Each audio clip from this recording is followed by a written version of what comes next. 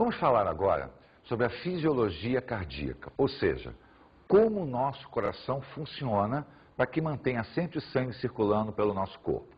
Existem dois aspectos, o aspecto nervoso e o aspecto muscular. Vamos começar a falar do aspecto nervoso, aquele que vai controlar o nosso coração. Lembrando sempre que o coração é uma estrutura independente do nosso sistema nervoso. Isso significa dizer que se o nosso sistema nervoso parar de funcionar, o nosso coração ainda funciona durante algum tempo.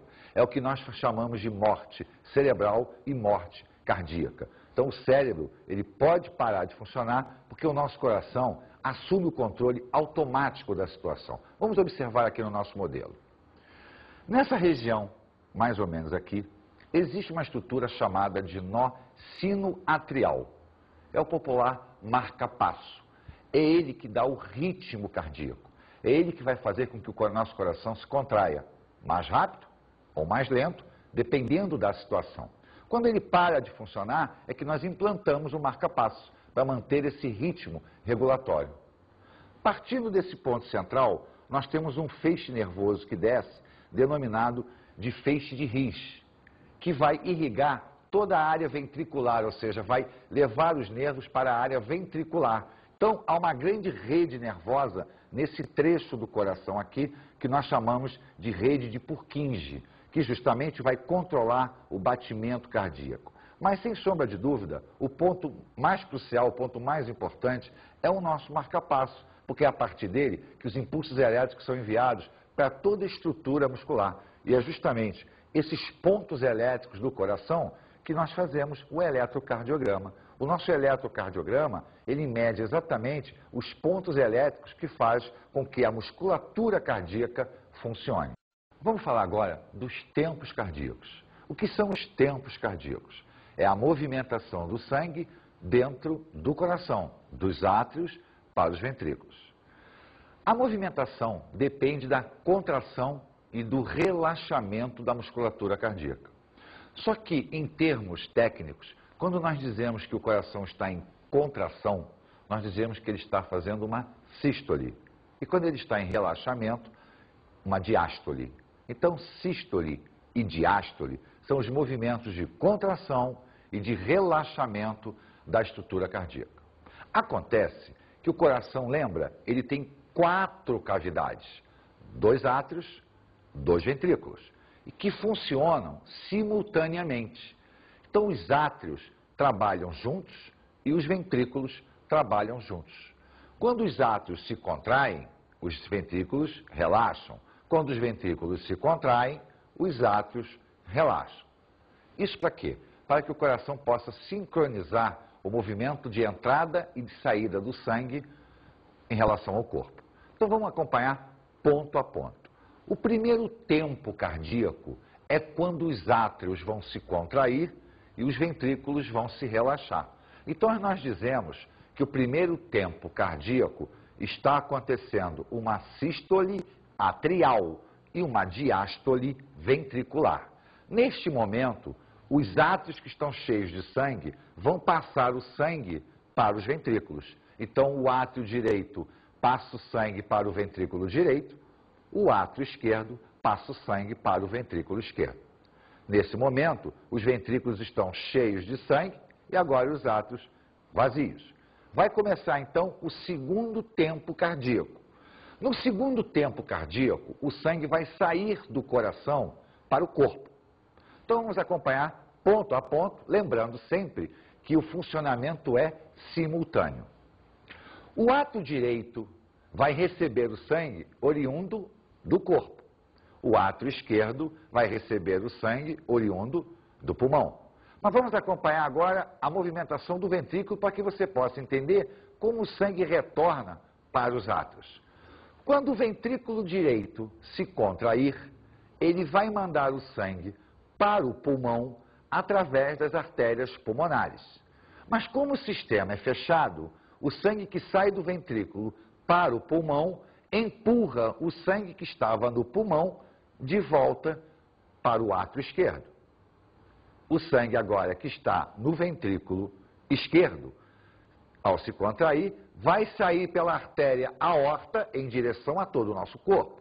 Mas esse sangue que sai em direção ao nosso corpo empurra o sangue de volta para o átrio direito, através das veias cavas. Vamos observar novamente. Olha, eu tinha os átrios cheios de sangue, eles se contraíram, o sangue passou para o ventrículo. Então eu tinha uma sístole atrial, uma diástole ventricular.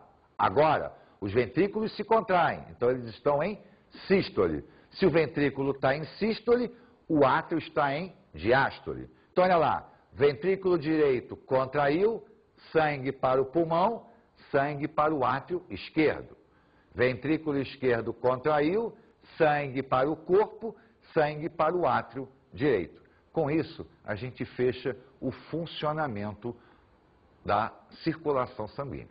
Acontece que vamos pensar o seguinte, quando o coração se contrai, principalmente o ventrículo esquerdo, que o sangue sai pela aorta e espalha pelo corpo, o nosso corpo é relativamente grande, é altamente vascularizado. Por isso, lembra que quando nós falamos da artéria, ela tinha uma parede muscular muito intensa? Pois é, quando o ventrículo empurra o sangue para dentro da artéria aorta, a força exercida por este sangue dilata a artéria, então a artéria aumenta de tamanho. Acontece que isto ocorre aonde? No segundo tempo cardíaco. De repente, a força de saída do sangue não existe mais. Por quê? Porque nós estamos no primeiro tempo, lembra? O sangue do átrio para o ventrículo. Como não existe mais força do sangue saindo do coração para a artéria volta ao seu tamanho normal. Mas acontece que quando ela volta para o seu tamanho normal, ela continua empurrando o sangue para frente. Então, olha só, quando o ventrículo manda o sangue para a artéria abre. Quando ele não está mandando o sangue para a artéria fecha. Só que a força que o sangue faz quando sai é muito alta, porque está ocorrendo o quê? A sístole ventricular. É a hora que o sangue aumentou dentro da artéria, o volume aumenta. Por isso, nós dizemos que a pressão que está ocorrendo ali na artéria é uma pressão sistólica. Por quê? Porque é o ventrículo que está em sístole mandando o sangue para fora. Essa pressão sistólica é popularmente conhecida como pressão máxima. Por outro lado, quando o ventrículo não está mais mandando o sangue para a artéria, que a artéria está voltando ao seu tamanho normal, o ventrículo está em diástole. Então nós dizemos que a pressão é diastólica, popularmente conhecida como pressão mínima. Então a pressão máxima e a pressão mínima é justamente a força que o sangue está exercendo na parede do vaso sanguíneo. Isto é importante, porque se houver uma diferença de pressão, uma alteração na pressão, esse funcionamento pode ser prejudicado e automaticamente poderá provocar sequelas no nosso corpo. Vamos escutar uma enquete que foi feita com as pessoas, perguntando a elas se elas conhecem alguém que tem pressão alta, se elas já souberam de pessoas ou conhecem pessoas que faleceram em virtude dessa pressão. Vamos à enquete.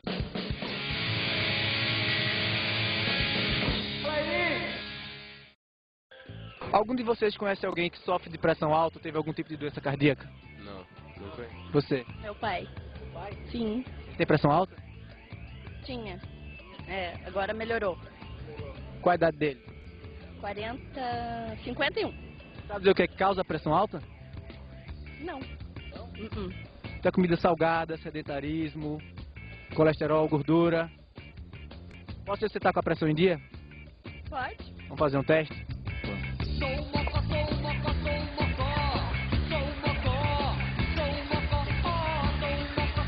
Está com a pressão em dia, sabia? Sabia. A senhora conhece alguém que sofre de pressão alta? Eu. É. O que é que a senhora faz para controlar a sua pressão? Tomo aquele Verapamil. E os hábitos alimentares da senhora são saudáveis? Eu dou. Cortou o sal? Cortei o sal, cortei um pouco o açúcar, né? E mais verdura, sou mais vegetariana do que carnívora. Mas está dando umas boas caminhadas? Caminho agora mesmo vim lá da universidade. Olha aí que bom. Continue assim que a senhora vai continuar a estar com a saúde em dia. Se ficar sedentária em casa só vendo TV, vai ficar com a saúde ruim. Tudo bem.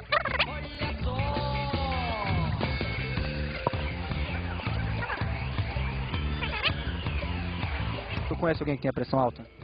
Não, graças a Deus a minha pressão é muito boa, toda a vida foi. Não tenho problema de pressão, não.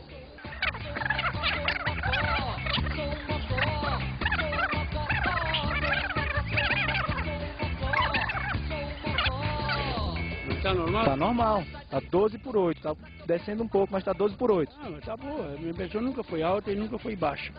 Quer dizer então que o senhor está mantendo hábitos alimentares e uma vida saudável? Beleza, eu sigo o meu médico, eu sigo a minha nutricionista, não tem problema não. Continue assim, viu? Obrigado, senhor.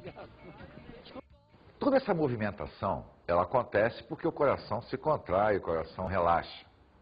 Esse contrair e esse relaxar, nós chamamos de frequência cardíaca. A frequência cardíaca, então, é a contagem de quantas sístoles vão ocorrer durante 1 minuto. Então, quando a gente diz assim, o coração está batendo 80 vezes por minuto, na realidade, nós estamos falando apenas da sístole ventricular. Por quê? Porque é aquela que a gente mede, que a gente coloca a mão no pulso, no pescoço, para pegar o batimento da carótida. Então, quando a gente mede a frequência cardíaca, se nós pararmos para pensar, na realidade, o nosso coração já trabalhou o dobro. Por que o dobro? Porque como nós só estamos contando a sístole ventricular, em momento nenhum se pensou na sístole atrial, que é a hora que ele para de bater para a gente. Quando você conta o batimento, que ele bate e para, na realidade ele não parou de bater. O ventrículo é que não está se contraindo, mas o átrio está se contraindo.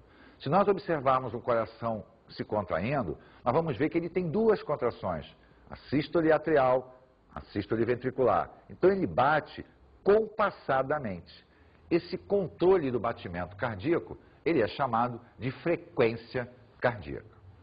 Bem, mas o coração, lembra, ele manda sangue para o pulmão, para ocorrer hematose, manda sangue para o corpo. Então, para efeito de estudo, a circulação foi dividida em 2 grandes momentos.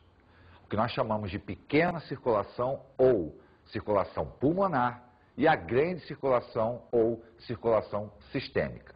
A pequena circulação é aquela que vai levar o sangue do coração para o pulmão, do pulmão para o coração. Então o trajeto, nós temos o sangue no ventrículo direito, ele vai sair através das artérias pulmonares, vai para o pulmão, ocorre a hematose, volta pelas veias pulmonares, de volta para o átrio esquerdo. Essa é a circulação pulmonar. A circulação sistêmica é aquela que o sangue sai do ventrículo esquerdo, através da artéria aorta, vai para o corpo, retorna através das veias cavas para o átrio direito. Essa é a circulação sistêmica.